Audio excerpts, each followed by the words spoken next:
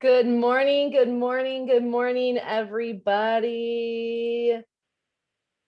How are you? Hope Savara here. Excited. It is day 4 of our Going the Distance challenge with the St. Christopher's Fund and Mother Trucker Yoga coming to you live. Let me know down in the comment section how you're doing today. What is new on the agenda? And I hope what is new on the agenda is you are going to get out and move. You are going to eat a fruit, eat a vegetable, maybe even 2 or 3. You are going to try to relax and get a little bit of some downtime in to help you fall asleep. And also, you are going to get your water in. Hopefully, we are working on those things. And if you are new to the challenge and this is your first time, just know, if you just have to focus on one of these things and just get that water in, that's okay. And by the end of the 5 weeks, the hope is that we are doing at least 2 or 3 of these categories. Hey, maybe even all 5. And you can be checking off some boxes for some wins. All right, good morning. I just have my phone open here too. So if I look down, it's because I am looking for the comments in the comment section. Good morning, everybody. We are talking today about sleep and movement and the importance of the 2 combined. Now, everyone else is talking about exercise over here and sleep over here, but really the 2 are one in the same. What I mean by that is we need to be moving. We need to be active on a daily basis in order for our body to welcome in the idea of sleep. It's like this glass of water. It's about half, we'll try to stay in focus here. It's about half full, and I have to drink it and keep drinking it in order for it to empty itself so that I can refill it again. I can't refill the glass of water unless I drink the glass of water. And the same is true for our bodies. So today we're going to talk about expenditure of energy and sleep. We're going to talk about how much exercise or how much movement we want to have as a goal so that we can improve our sleep. And just a couple little tips about sleep as well. And just know that in the following 4 weeks after this week, we are going to deep dive for a whole week into movement. And we are going to deep dive into a whole week on sleep and relaxation. So do not worry. Today is not the only day we are going to be having this conversation and giving you some goals. We are going to have much more time together. Okay. So when we think about wanting to improve our sleep, let me know in the comment section if you struggle with sleep. If you struggle with insomnia, write insomnia. If you struggle with falling asleep, type falling asleep. If you struggle with staying asleep, type staying asleep. And let us know what it is that you struggle most when it comes to sleeping. Now, the majority of us, when we have sleep issues, we just look at the sleep itself.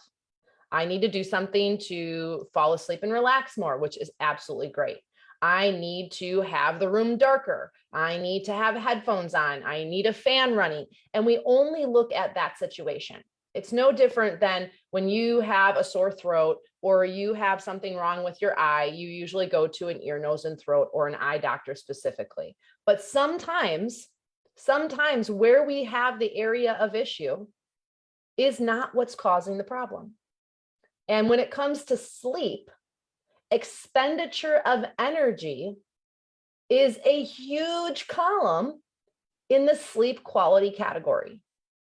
So if I'm not moving, I'm not active, I'm not exercising on some level, I am probably somebody that struggles with falling asleep.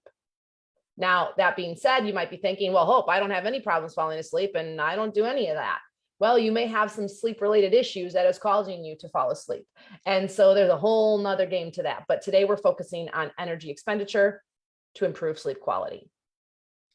What we need to be doing on a daily basis is emptying the glass of water so that we can refill it every single night. The emptying of the glass of water is movement. The filling of the glass of water for the next day is sleep. I want you to take inventory right now. Take inventory of how much you actually move on a daily basis. And here's a tip. If you have to start counting weird little parts of your day, you probably aren't moving enough. If you have to really think like, you probably aren't moving enough during the day. And we want to help you fix that. I want to help you fix that. When we increase movement, when we increase exercise, we decrease the amount of time it takes for us to fall asleep. It's a math problem. Increase movement, decrease the amount of time it takes to fall asleep. Increase activity, decrease the amount of time it takes to fall asleep. Increase exercise, decrease the amount of time it takes to fall asleep. So how is it, let's just look at today. How is it that I can get active today? How is it that I can get out and get moving today? If exercise is a scary word for you, don't call it exercise. You often hear all of me talking about movement because exercise is not a fix-all, but moving more in your everyday life is essential. So what can I do sitting in my driver's seat? Can I roll my shoulders? Can I reach my arm up and down as fast as I can for a minute and then do the same thing on the opposite side? Can I roll my ankles? Can I march in place in my seat? Can I twist?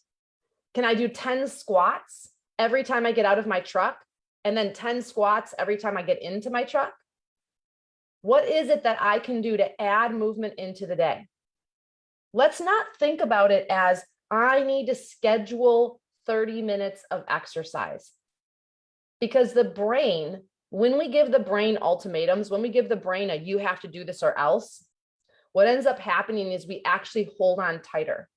There's a part of our brain that actually resists because we go into self-preservation mode. We actually go into a protection mode within our brain when something is forced on us. So to avoid that, I want you to find the tiny pockets throughout the day that you can add movement in. If you're doing a safety check and you're walking around your truck, walk around 2 more times. If you're walking in to the building, walk a little faster.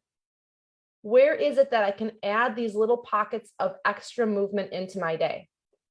If you're just standing at the filling up with fuel, how many calf raises can you do before your calves feel like they're going to fall off? It's about the little things. And if we can start sneaking movement like this into our day, the idea of adding in actual exercise and the idea of staying active as a driver becomes less scary. And more importantly, our brain becomes less resistant and we don't fall off the bandwagon. I was on the radio yesterday on TNC radio with Shelly. And one of the things Tom reminded me of was when I was last on is I talked about the 1% rule. If you just focus on improving something about your life by 1%, you can totally do that. Everyone can improve an aspect of their life by 1%. Trying to commit to 100% every single day is probably a little unrealistic for the majority of us, myself included. But if we commit to 1% better, by the end of the year, that's 365% better. That's a lot. So how can I improve my movement by 1% today? How can I get more active than yesterday by 1%? And then tomorrow by 1%. And then the next day by 1%. You see where I'm going with this, right? Okay, so when we're active, when we get up and get moving, when we do a little power walk into the truck stop, when we do a couple squats, when we do a couple twists, when we do a little mother trucker yoga, we also reduce sleepiness during the day. We reduce sleepiness during the day. We increase the amount of endorphins that go to the brain. We level off that cortisol drop that happens for us around 3 p.m. That's why the whole 3 p.m. siesta thing came about, because our cortisol levels actually drop at that time. So it helps us level that out. But also exercising and movement helps regulate our core body temperature. And if you're someone that maybe drives at a specific time and you only have time for movement, maybe more before bedtime, if you move, if you get active, if you exercise 30 to 90 minutes before you go to bed, it boosts your core body temperature. And then your core body temperature drops, which actually makes it easier for you to fall asleep. I'll leave you with this. There was a study done that proved that there is a very, very, very small minor difference, like unnoticeable, between aerobic exercise on the body and what sleeping pills do for the body. I'll say that again. There is virtually no difference in what an aerobic activity, that's like cardiovascular aerobic activity, like getting moving, getting your heart rate up, does for the body in terms of sleep, and what sleeping pills do for the body in terms of sleep. Now, which one has side effects? Which one could be addictive? Which one is killing your liver? The sleeping pills. And I'm not saying you're taking them, but I wanted to give you that visual to help you see that you don't lose when you get out and move. You don't lose. And when it comes to sleep, I want to encourage you today to stop telling yourself, I can't sleep. To stop telling yourself, I can't fall asleep. And start changing the internal dialogue. That's, I am going to be able to fall asleep. I am improving my quality of sleep. I can figure this sleep thing out. Because your brain is a powerful thing. And if you keep telling yourself something, by gosh, you are going to get it. So today, here's your homework. You have to improve your movement by 1%. You need to actively get out and move on purpose. Yes, absolutely. I want you to count all of the steps that you take on a normal day, but I want you to do 1% more than you normally do today. Do it on purpose. Do it with purpose. Give it your all. And then when it comes time to sleep, notice what you notice. Pay attention to how you feel. This is not a quick fix, my friends. The things that Julie Dillon and I are teaching you here in the Going the Distance Challenge are not things that are going to fix you overnight, but they are going to give you a lifetime of improved health and happiness and well-being. That we can promise you, if you're willing to come alongside of us for the long haul. So 1% better in the movement category, that can look like 15 minutes of extra movement on purpose. Notice and pay attention to how you feel when you lay down at night. Notice the conversation in your head. Use one of the guided breathing meditations that I've been posting here in the group for you to help you fall asleep faster. You have the tools. Now it comes down to, are you going to use them? And I hope that you use them. All right, my friends, this is day 4. This is day 4 of the Going the Distance Challenge. Tomorrow, Julie and I will be live here together in the group, giving you a wrap up for week 1, what to expect for the next 4 weeks, and of course, some more strategies, tips, and techniques that you can use to improve your health and happiness. Remember this, it's the small, simple changes that lead to the big results, and we are in it for the long haul. These small changes, these 1%, are going to add up to a whole lot. Thanks, guys.